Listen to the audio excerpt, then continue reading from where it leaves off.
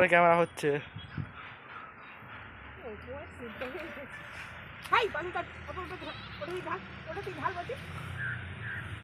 Good morning everyone, বলো সবাই কেমন আছো? আশা করছি ভালো আছো, সুস্থ আছো। আমার ব্লগে তোমাদের সবাইকে স্বাগত। তোমরা যে যেখান থেকেই দেখছো আমার এই ব্লগটা, তোমাদের সবাইকে অনেক ভালোবাসা বন্ধুরা। তো বন্ধুরা, আজকে সকাল সকাল ঘুম থেকে উঠে দেখো বাসি কাজ সমস্ত কাজ গুছিয়ে নিয়ে তো ছেলেকে রেডি করছি, কারণ আজকে আমার ছেলের পরীক্ষা আছে ইংলিশ জিকে। তো এখন বাজছে সকাল 7:30। তো ছেলেদের মানে ওরা ঘুম থেকে উঠেছে 7টা নাগাদ। বড় ছেলে আর ছোটো দুজনেই একসাথে উঠে, তো বড় ছেলেই আমার বেশিরভাগ চা করে, তো চা বিস্কুট ওরা খেয়ে রেডি হয়ে গেছে। তার মধ্যে আমি কাজগুলো গুছিয়ে নিজেও ফ্রেশ হয়ে ঘরে এসে ছেলেকে রেডি করছি। আর ছোটো ছেলে স্কুল বসে 7:55-তে, তো তার আগে ওকে পৌঁছে দিয়ে আসতে হবে, যেহেতু এখন পরীক্ষা চলছে। আর ওর বাবাও রেডি হয়ে গেছে। তো সকালে শীতকালটা কি কষ্ট বলো দেখিনি। যাই হোক, পরীক্ষাটা হয়ে গেলে তো কিছুদিন রেস্ট পাবে, তারপরে আবার জানুয়ারি থেকে স্কুল। তো ছেলে রাত দুটো পরীক্ষা হলেই শেষ হয়ে যাবে। এই ছেলে টেনশনে আমারও কি বলবো, এমনিতে খুব দুষ্টু, পড়তে চায় না। তো জানি না কি পরীক্ষা দিচ্ছে। যাই হোক, তো ছেলেকে পুরো কমপ্লিট করে রেডি করে দিয়েছি, মানে আজকে ফুল ড্রেস পরে যাওয়া চাই, নাহলে মানে আজকে ইংলিশ জিকে পরীক্ষা বলে, নাহলে এমনিতে আমি সব কিছু দিই না। ও সবটাই হারিয়ে আসে জানো, রোজের পেন্সিল রাবার তারপরে এই ব্যাচ রোজ হারাবে। তো কত কিনবো বলো দেখিনি। তো যাই হোক, চলো ওকে একটু ভাবছি একটু পড়াগুলো ধরি, দেখি পারে কি না। তো ঘুম থেকে উঠেছে, উঠেই আমি ওর কাজ করছিলাম বলে সেই জন্য আর ধরা হয়নি, তো একটু দেখছি। তারপরে দেখো বাবাও রেডি হয়ে তোকে রেডি করে মানে বাইরে দাঁড়িয়ে আছে, বাইকে করে যাবে ওরা।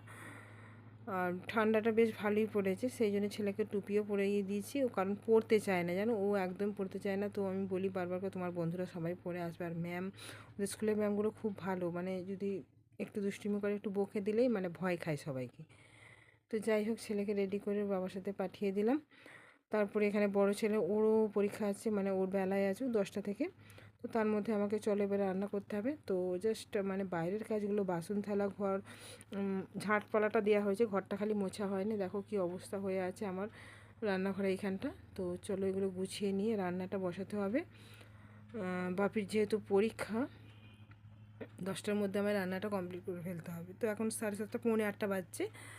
তো 8টার মধ্যে আমি কাজগুলো গুছিয়ে নিয়ে তো 8টার মধ্যে ভাত বসিয়ে দিতে হবে, নাহলে হয়ে উঠবে না।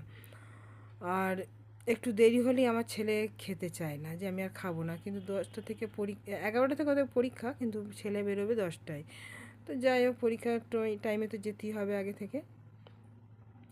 তো চলো বন্ধুরা, এবার আমি রান্নাটা বসিয়ে দিই। তো দেখো ভাত বসিয়ে দিয়েছি, ভাত হাফ হয়েও গেছে। এবার তরকারিটা কি করছি, আজকে সবজি। তো আমার ছেলেকে আমি কালকে রাতে না আমি ছোলার ডাল ভেজাতে ভুলে গিয়েছিলাম। তো সকালবেলায় ছেলেকে আমি কাজ করছি বলে আমি বলছি বাপি তাহলে ছোলার ডালটা ভিজিয়ে দেবো। ও ভাবেছে ডাল মানে এই ডালটাই ভিজিয়ে দিয়েছে, মুগের ডাল ভিজিয়েছে, ছোলার ডাল আর ভেজায়নি। তো পালং শাক আর আলু কেটেছি বলে সেই জন্য আমি পালং শাক দিয়ে আলু দিয়ে তরকারি করি। কোনো দিন আমি করিনি তরকারিটা, কিন্তু আজকে ফার্স্ট টাইম করছি। কিন্তু খুব সুন্দর হয়েছিল। আমার ছেলেরা এমনিতে সবজি খায় না, কিন্তু আজকে তরকারিটা ওরা এই তরকারি দিয়ে আমার ছেলে খেয়ে গেছে, কারণ হয়ে ওঠেনি। তো আর একটা তরকারি আমিও কেটে উঠতে পারিনি, মানে ওকে রেডি করছি, এখানে রান্না করছি। তো জানো তো সংসারে কত কাজ থাকে। তো 10টার মধ্যে কত তাড়াতাড়ি করব বলো, আর শরীরও খুব একটা ভালো নয় জানো। তো মুগের ডাল, আলু আর পালং শাক আমরা খুব একটা মানে আমার বাবা না ওখানে মানে এই সবজিগুলো খুব খেত শীতকালে। কিন্তু আমরা হয়তো পালং শাক দিয়ে আলু দিয়ে তরকারি করলাম, একটা চচ্চড়ি করা করলাম, তারপর কপি দিয়ে করলাম, কিন্তু পালং শাক দিয়ে আলুর চাল দিয়ে আমি কোনোদিন করিনি। যাই ফার্স্ট টাইম, কিন্তু খুব সুন্দর হয়েছিল খেতে তরকারিটা। তো এইভাবে তরকারি করে, তাই হোক আমার ছেলেরা খেয়েছিল, নাহলে এমনিতে একদম সবজি খেতে চায় না বাবা, ছোটো ছেলেই বলো বড়ো ছেলেই বলো।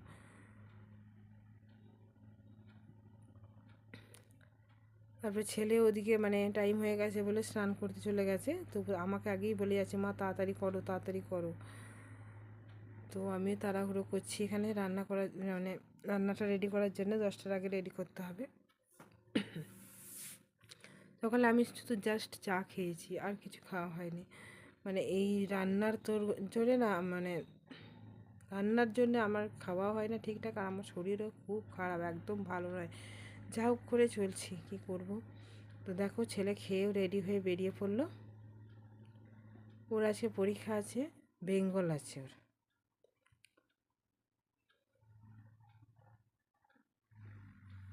স্কুলটা বেশি দূর নয়, 10 মিনিটের রাস্তা।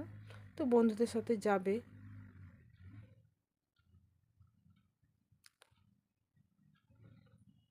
আর ওর বাবাও আছে, বাবা একটু বাইরে বেরিয়েছে, এখন বাড়িতে নেই। তো ছেলেও চলে গেল। এবার আমি, এটা হচ্ছে তার পরের দিন, কারণ সেদিনকে আর ভিডিও করা হয় না, আমার শরীরটা তো একদম খারাপ হয়ে গিয়েছিলো, একদম ভালো লাগছিল না। তো তারপরের দিনে দেখো আমি কি কাজ করছি। তো এটা হচ্ছে আমাদের বাড়ির সামনেই রোডটা। তারপরে দেখো আজকে আমাদের জমি থেকে ধান কেটে নিয়ে আসা হয়েছে, মানে মেশিনে কেটেছে। তো ট্র্যাক্টরে করে নিয়ে এসে, আমাদের বাড়ির ভেতরটা তো যাবে না, মানে গলি রাস্তা হয়ে গেছে, ট্র্যাক্টর তো ওখানে ঢুকবে না, সেই জন্য এইখানে মানে এইখানটা, এই গেটের এইখানটা ঢেলে দিয়ে গেছে। এইখানটাতেই সবাই আমাদের পাড়ার ধান সব ঢেলে ওই বাউন্ডারির ভেতরে সব শুকুর দেয়। তো সেই জন্য আমিও এইখানটা ঢেলে নিয়েছি। আর আমার হাজব্যান্ড আজকেও কাজে গেছে, কালকে ছিল কিন্তু কালকে ধানটা আসেনি, কিন্তু কাল কাটা হয়নি। আর আজকেও চলে গেছে, দেখো আজকে সকালেই দিয়ে গেল ধানটা। কি করব, শরীরও ঠিক নেই। যাই হোক, ছেলেদের আজকে ছুটি ছিল, বড় ছেলের তো পরীক্ষা চলছে। কী করব, ছেলেকে বলছি চ গুছিয়ে নিয়ে ধানটা রোদে দিতে হবে। আর ওয়েদারও খুব একটা ভালো নয়, যেন নিম্নচাপ না কি উঠেছে জানি না, আকাশের অবস্থা একদম খারাপ। তবু যাই হোক, একটু একটু রোদ দিয়েছে, আমি বলছি জন্য আর রোদে দিলেও হবে না, নাহলে ধানটা একদম গোপে যাবে না কি বলছে সবাই, যে ধান রোদে দাও, না হলে যদি, আমি বলছি না বস্তা করে ঘরে নিয়ে গিয়ে রেখে দেবো, না বলছে না, সবাই বলছে যে রোদে দাও, কিছু হবে না, বৃষ্টি হয়তো হবে না, আকাশটা এরকমই থাকবে। তো কী করবো, আবার মায়ের বেটায় মানে ধানগুলো দেখো সব মাথায় করে বয়ে, মানে তিরপল পেরেছি ওখানে মাঠের মধ্যে, সেখানে নিয়ে গিয়ে ঢালছি আর এই ভরছি। ছেলেরা পারে বলো, আমিই পারছি না আর ছেলেরা পারে? তো যাই হোক, ছেলেরাই ভরে দিয়েছিল আর আমি টুকটুক করে বয়ে বয়ে নিয়ে যাচ্ছিলাম অল্প অল্প করে। কোনো দিন করিনি গো, এখন করতে হয়েছে। কি করব, সংসার হয়ে গেছে না, ছেলে মেয়ে হয়ে গেছে, যে যার সংসার সে তার তো করতেই হবে। আর ও যেহেতু নেই, ও যদি থাকতো তাহলে আমাকে সব কাজ করতে দিত না, ও নিজেই করে ফেলতো, হয়তো ভরে দিতাম, ও টুকটুক করে বয়ে ফেলতো। তো দেখো এইভাবে আমি সমস্ত ধানটা, ওখানে 1 বিঘে জমির ধান ছিল, মানে 10-12 বস্তা ধান। তো আমাকে একা এইভাবে, আমার ছেলেও একটু একটু সাহায্য করেছে, বড় ছেলে, আর ছোটো ছেলেও ভরে দিয়েছে, সবাই মিলেই ভরেছি আমরা। ভরে এইভাবে আমি মাথায় করে, আমি আর আমার বড় ছেলে নিয়ে এসেছি এতটা রাস্তা। আর আমার বাড়ি এখানেই, আমার পাশেই আমার বাড়িটা। বাড়িটার ক্যামেরা করা হয়নি। তো সেই মুহূর্তে ক্লান্ত আর ভালো লাগছে না। তো অনেক কষ্টে ধানটাও বয়ে নিয়ে আসলাম। বুঝতেই পারছো, যারা যারা কাজ আমরা করি তারা তারা তো জানবেই। আর কী বলবো, এইসব কাজ করতে হয় সংসারে, জানো, সবটাই করতে হয়, কিচ্ছু করার নেই, যেহেতু গরিব আমরা, আমাদের সেরকম অবস্থাও নয় দিন আনা দিন খাওয়া, মানে যেদিন কাজ হয় সেদিনই খাওয়া হয়, না হলে সেরকম আমাদের অবস্থা নয় গো।